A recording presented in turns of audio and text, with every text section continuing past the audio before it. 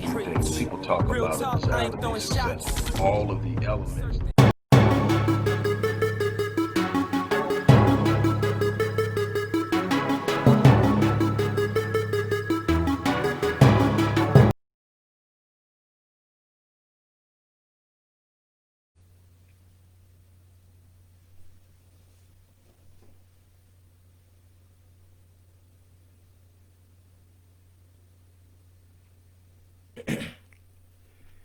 Hello, everybody. I hope that you guys had an awesome week last week. I hope that you had a great Sunday or weekend all together.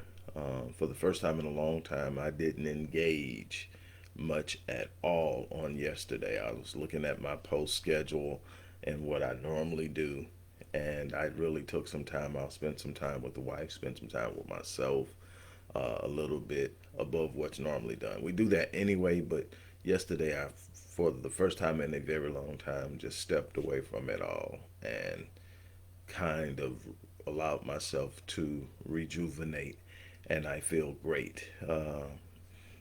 I am preparing to get everything started for the week, but I want to stop by. Today is Money Monday, and I wanted to stop by and share a principle that's associated with how you establish yourself in the market and how you build money. But before I do, I want to remind you that book number 21, that's right, book number 21. Uh, I mean, it never gets old. I'm a writer by nature, by passion, by absolute love, as well as being a reader, of course. But to think that I was told with my first book that it would never get published, and here we are at book number 21. Um, I Am the Power of Self Declaration. This is the second book in a six-book series that started with Critical Mass. If you haven't gotten Critical Mass, you want to get this book. Critical Mass is a book that takes you to the point of critical mass.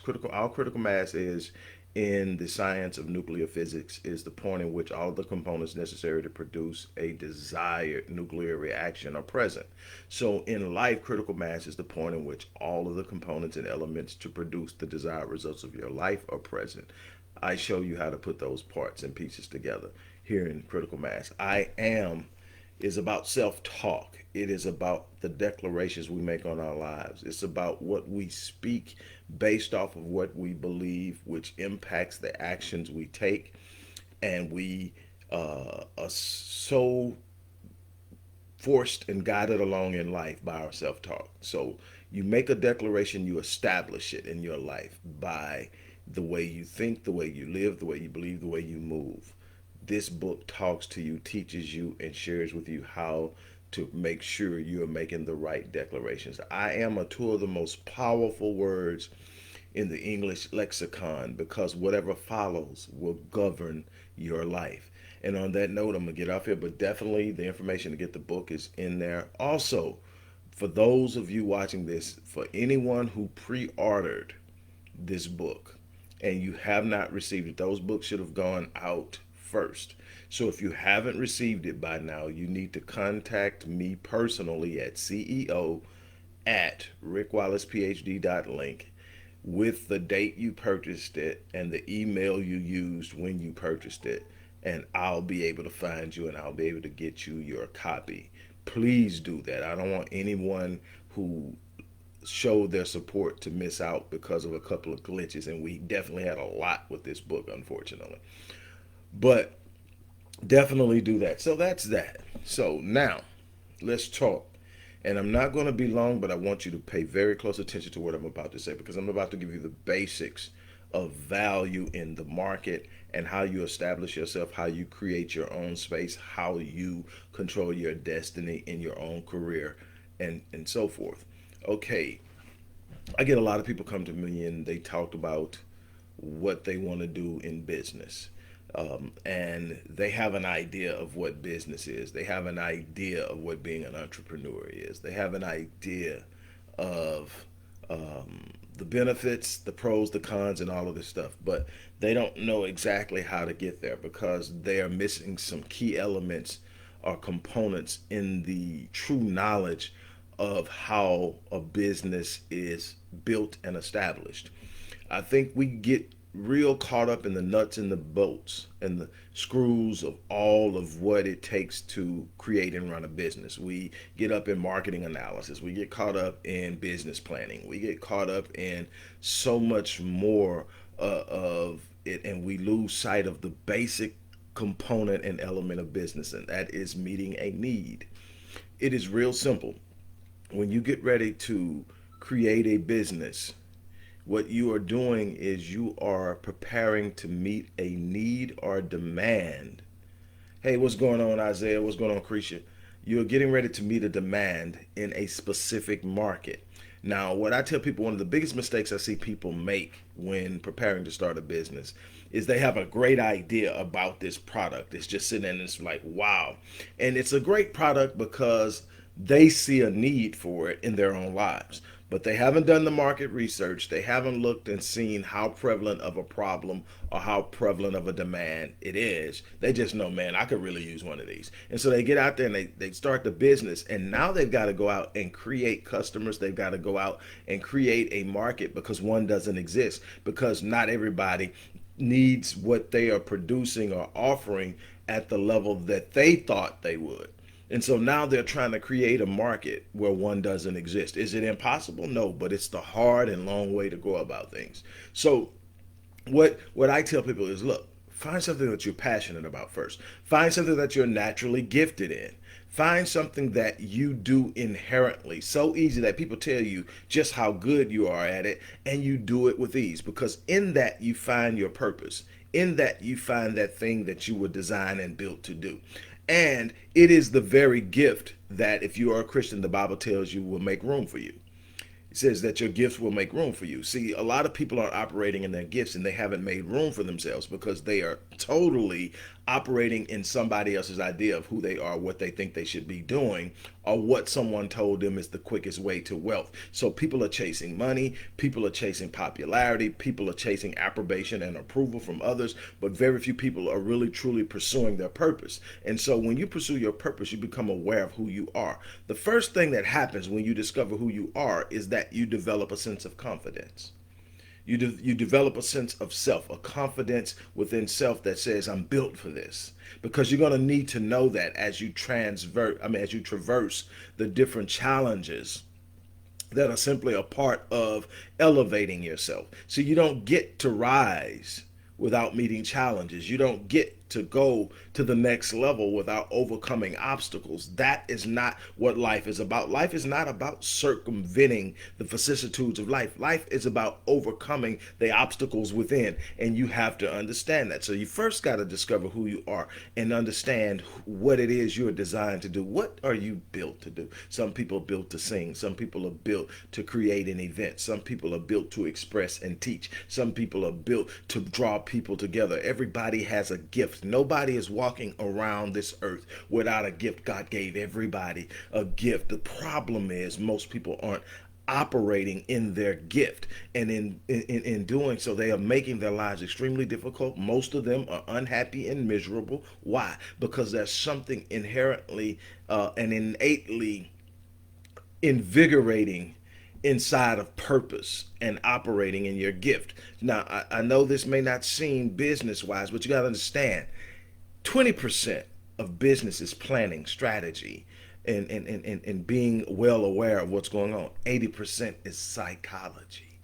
80% of success in life, period, is how you think about something, how you see it, how you process it, and how you respond to it. It's the psychology of life that's going to determine whether you're successful or not. I have personally seen people had no damn business plan whatsoever and blew it out of the water. I've seen people with absolutely precisely strategic business plans and marketing plans and projections and all of that stuff we love to talk about in the metrics of business, and fail miserably. Why? Because if you don't have it here, if you don't believe in yourself, if you don't have something inside of you that says, I refuse to quit, I'm not giving up until I do exactly what I said to do, life will stop you. Life has this uncanny ability of just throwing stuff in front of you big enough to shut you down if you don't know who you are. So you've got to gain an understanding of self. Now, once you gain it, then you start to look. Instead of sitting up trying to create something you think people will like, ask yourself, based off of my gift, based off of what I do naturally, maybe you have this unbelievable ability to organize, to put things in perspective, to categorize, to sort things. Somebody may need that as a service. Research it, find out how you can provide what people need. While I like meeting demands and I have created businesses off of demands, I'm more about meeting needs and solving problems. See, when problems exist, people will pay the person who is able to solve the problem to solve it. And so when you decide this is what I'm going to solve the problem, when you put yourself in the market and you establish who you are, you get to write the check. And I'm going to tell you how that happens. See, first of all, you have to solve a problem. When you find a problem that has a large enough audience, and the thing is, it doesn't have to be a problem everyone has. I love small super niches or micro niches, as they're known. In other words, everybody needs a car, but if I were getting into the car business, I wouldn't just sell cars. I would sell a very highly specific type of car. It doesn't have to be highly luxurious, but it has to be something that only a few people want. Why? Because there are going to be only a few dealers out there that I have to compete against. What am I doing? I am removing the competitive element of the business, and I'm focusing in on a specific group. Now the group is going to be smaller, but I'm going to be one of the few people they can turn to. So I'm going to have less competition. The more general you get, the more people you got out there doing what people are looking for. And because it's so general, they'll pretty much go to anybody. So it's hard to compete based off of uniqueness when a person isn't looking for uniqueness. But when you get into a very specified area, now people are looking for uniqueness. They're looking for someone that does it just like this. And when you are that person and it's a natural part of you, you create that. So you go out and you find this place where people are looking for what you do specifically and will gravitate to how you do it. Because see, you're not just going to solve a problem, you're going to solve a problem, number two, through quality. You're going to do the best possible job. You're going to have A1 customer service. You're going to produce a product that people will gravitate to, that people will sit up and share and talk about and praise because you're doing such a great job. So you're going to do that. You're going to have something that solves a problem. Number two, you're going to have something you're going to solve this problem in a very precise way, and in a very way in a way that's associated with high quality. And finally, you're going to do it in a way that's specifically related to your gifting and how you move and how you think. Why? Because that provides the uniqueness of it to where very few people can emulate what you're offering because it comes from such a deep place within. It's not just mechanical, it's organic as well. And it can only be produced by you because it's coming from here and here. And it's not just mechanisms. See, people can copy mechanisms. People can copy a recipe, but can they copy the soul and the spirit that's put into preparing the recipe? That's why you can get people who are taking recipes that they got from books and not coming close, because there's more than just the recipe. It's the same thing in how you will handle your business in the market. When you establish yourself in the market, you're going to do it in a way that if they want it that way, they got to come there. I see it all the time in small business, in like restaurants. That the way they make that chicken, or the way they make that pasta, or the way they make that pizza, or whatever it is, you can't get it exactly like that anywhere else. So if you want it exactly like that, you got to come there. Now, it's not that many people, relatively speaking, who want it exactly like that. But if they want exactly like, those are your customers. Nobody else's customers, because you're the one who did it. You're the one that introduced it. You're the one that made it a thing. You're the one that set the trend, and you're the ones that people are going to gravitate to. This is a beautiful thing. This is how you enter any market. You enter the market by looking within yourself and discovering what your gifting is. What are you good at? What are you naturally good at? You want to refine it. You want to read. You want to do all the things that are going to enhance who you are. But more importantly, you want to put your soul and your spirit into it. You want to believe in yourself and in divine opportunity. And so now you're going to step out there and you're going to move into this thing and deliver it with quality and intent. And in doing so, you're also going to do it through the uniqueness of your own personal existence so that nobody can copy it. And when you do that, you get to write your check, because if people want it and you're the only one who has it, you get to tell them what your value is in the market. You get to establish yourself in the market.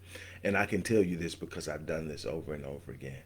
I remember when I first started out doing this, and I was doing $80 sessions. And I'm saying, there's so much I have to offer and beyond these sessions. And to sit up and think that I have packages that people have paid 10.5. I'm talking about individuals, and I got companies that have paid more, but 10.5 for a year of 45-minute to 50-minute sessions with me each week. 52 sessions, 10.5. And when we first started this, to think that from where I was like crazy. But then I started to sit up and think, if I can give you something that will literally change your life and enhance what you're able to do financially, but not just financially. It will change the course of your life. It will give you a better state of mind. It will relieve the stress and the anxiety that you've been experiencing. It will take you to a place that there's absolutely no challenge that you're going to meet that's going to stump you or overwhelm you. Why? Because in working with me, you're going to discover who you are. You're going to develop a new idea or a new self concept, and in that new self concept, there will be self confidence, there will be a heightened self esteem, there will be this unbelievable and undeniable push and desire to win. What if I gave you that? How much is it worth to you? And I found out that people would pay it gladly if they could afford it. And then I had to realize, okay, what about the people who can't? What can I do? And I created programs for them based off of what I was going to deliver and what they were going to pay. But what I found is, when I give what I have at the level that I'm capable of giving it, I can literally sit up and determine my value in the market. And I've done it over and over again in different areas. From 1988 to now, 47, 47 different ventures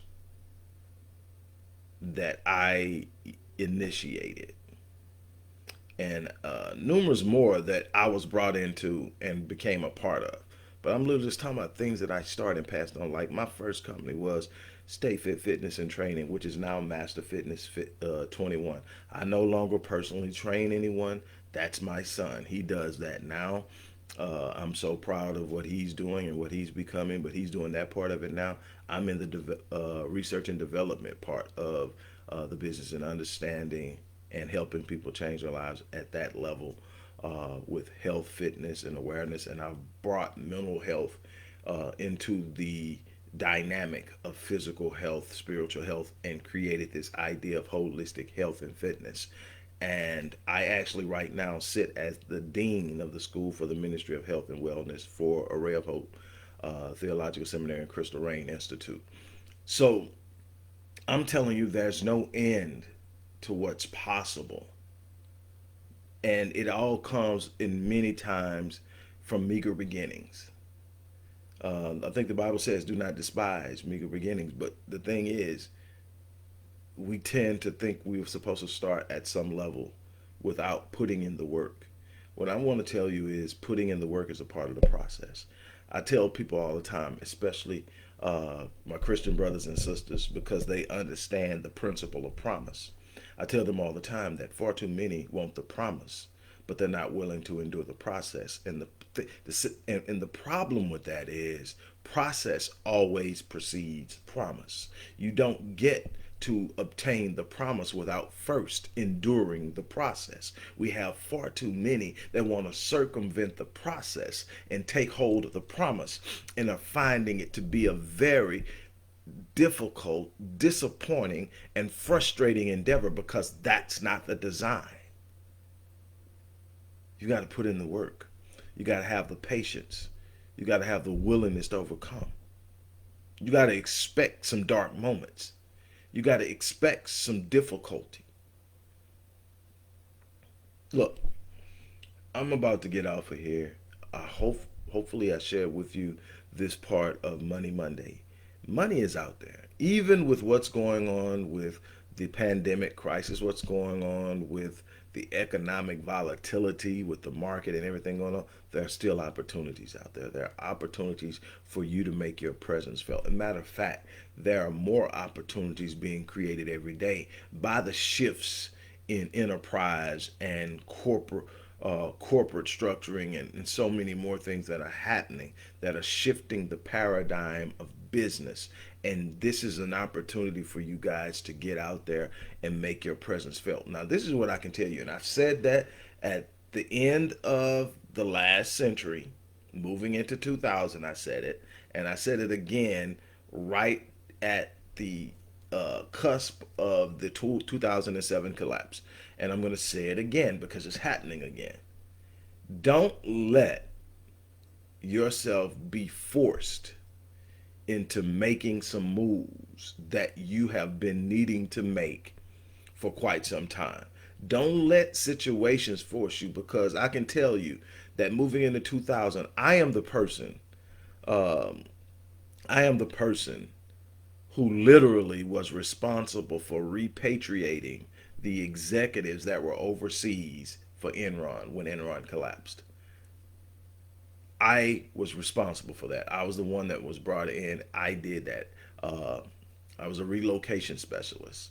I expatriated and repatriated some people for Unical, Nortel, uh, oh man, so many, Flora Daniels, Enron, EDS, Dresser Industries, Dresser Rand and Dresser Clark Industries. So many. I did the expatriation and the repatriation of their high level executives that they were sitting around the world, and I was brought in to bring back the people that had been sent over by Enron when Enron collapsed. I was the person that was going to tell them how their shipment was coming back in. I was the one that was going to tell them where they were going to be where they would come in. I was giving their allowances for how much they could ship. I was giving their severance packages. I was the one that had to tell them that this is what you're getting as a severance package. It wasn't anything. Um, and I saw so many people who had thought they had played it safe and that they were in a good position to win. Probably the one that sticks out the most to me that I just simply never forgot was a white lady in her early 60s who was looking to retire, had been with the company almost 30 years, had heavily shifted her 401k toward Enron, had been investing other monies in Enron stock, and was expecting to retire with a nest egg of over $1 million after 30 years of doing that, which isn't unheard of. If you know what you're doing and you do it right, that's actually conservative for people who understand compound growth. However, she was going to be retiring with nothing. And at 60 years old, looking at how she was going to start over because she had nothing to live off of. Playing it safe. There's no such thing. So, what am I telling you? She was then forced into a situation where she had to recreate herself at 60. I think she was 62. She had to recreate herself at 62. And she wasn't the only one, but that was the one that was most drastic that stood out. You know, a lot of the high, she was the personal assistant to one of the executives that I brought back. Most of the executives had money that they had set aside in other things. So they weren't going to be completely broke. And there were going to be a demand for some of them because they were good at what they did at the time. Now, that demand probably isn't going to be if that happens again in some kind of way, but simply because of how things are. What am I saying? I'm saying that there's coming a time where the market as we know it in career and jobs won't look the way it has looked for so long. It's going to shift, and it's going to be heavily dependent on people who create their own space in the market individually, independently, and they sit up, and people will come to you if you have what they want. There's a process in marketing, there's a process in planning, there's a process in exposure and branding and so many other things that you have to learn, but it's doable. And the thing is, the job market as we know it will no longer exist. We're seeing that now. I don't think we will ever get back to the way things was before the pandemic. I think things are going to shift. More people are going to be working from home. More people are going to be doing virtual business encounters instead of traveling. So that's going to be this big shift in how things are done, and we have to be people who are prepared to take advantage of it. On that note, I'm going to get ready to get off here. As I always say, I live my life on full so that when I leave this place, I die on E. I'm challenging you to do the same thing. Don't forget to check out some of the resources in the description box of this video, no matter where you see it. Check it out. Don't forget, get your copy of my 21st book, I Am, The Power of Self-Declaration. And I am out of here for the day. You guys have an unbelievable day. Hello, everybody. Dr. Rick Wallace here, dropping in with a little special announcement. For those who have followed me for any stretch of time, you know, outside of the businesses that I run, like Myriad Business Solutions, the Visionetics Institute, Odyssey Media Group, I also do a great deal of work inside of the inner city communities in Houston, Dallas, and other areas. I'm asking now, as we push a fundraiser, that you support what the Odyssey Project is doing in the inner cities, especially with programs like Black Men Lead, which is a rite of passage initiative, and Restoring Ghetto's Forgotten Daughters, which is a program focused on helping young girls, but boys as well, suffering from childhood sexual abuse, rape, molestation, domestic abuse, absentee fatherhood, and so many other things. The information will be in the box. Thank you.